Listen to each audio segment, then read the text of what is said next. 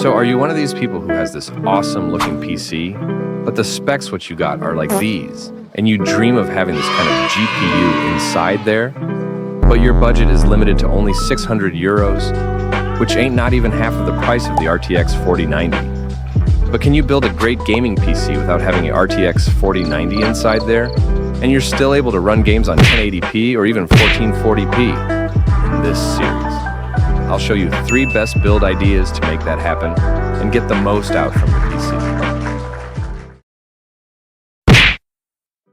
The first build is made with 600 euros budget, but this one has only new parts in use.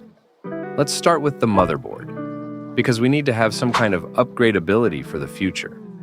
I picked this motherboard, which uses AM4, has DDR4 RAM sockets, and all you need for a successful PC. This is a Gigabyte A520M KV2, which costs around 70 euros in Europe. It supports our CPU perfectly and has enough power split for full usage. I don't still recommend overclocking because this motherboard isn't made for that. And let's move on to the CPU. A perfect CPU for this setup would be one which can run any games on 1080p, has enough cores and threads, and doesn't use tons of power to run games like Candy Crush. It also should have low temperatures, because our budget is limited to not have this Asus 300 euros AIO cooler. With this description, I picked up an awesome AMD Ryzen 5 5500. Everyone knows this CPU because it has perfect price performance, 3.6 GHz, 6 cores and 12 threads, and cost only about 110 euros, which ain't bad at all. This CPU can easily run games on 1080p and for a plus. It comes with this AMD CPU cooler, which is enough for Ryzen 5 CPUs, but we need something where to put all our data and something to use it. So let's move on to the storage and the RAM. So as we know that games, downloads, Windows, and so on take up so much space in our PC, so I recommend having at least 512 GB in your SSD or HDD. That's already so small that I recommend updating it. But for this PC, we're getting not only 512 GB, but 1 TB, which should be enough. It also needs to be fast enough, so we decided to take this one from Kingston. Kingston 1 TB NV2 M2. SSD is just perfect for our PC to have enough storage and speed.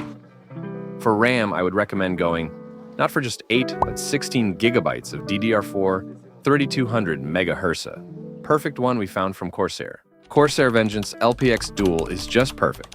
They look good, have enough speed, and all things we need for a perfect PC. But we need to power our PC and put it somewhere, so here's the PSU and case for the PC. Let's start with the case. We need one which has pre-installed fans, has a great look, and enough space even for future upgrading. So I decided to get this one from Raidmax. Raidmax Mesian X9 Tone 2 is just a perfect one for our PC. This case has a stunning look. 4 RGB fans, its full ATX tower, and black color makes it look just great. PSU is still in the search, so let's look at it next. It's an easy choice to take one from MSI.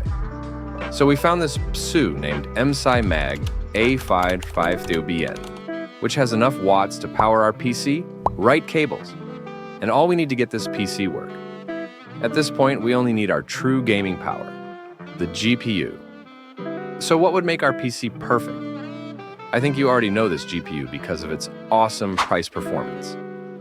The GPU is going to be an AMD Radeon RX 6600, which works perfectly with our PC, has enough power for any game on 1080p, and much more to give. But there are so many different RX 6600s, so how am I going to decide to take the right one? The one from Power Color is going to be the one to choose at this point, so let's go with that. Our PC starts to look ready, so let's look at what we got. PSU, MSI Mag A550BN.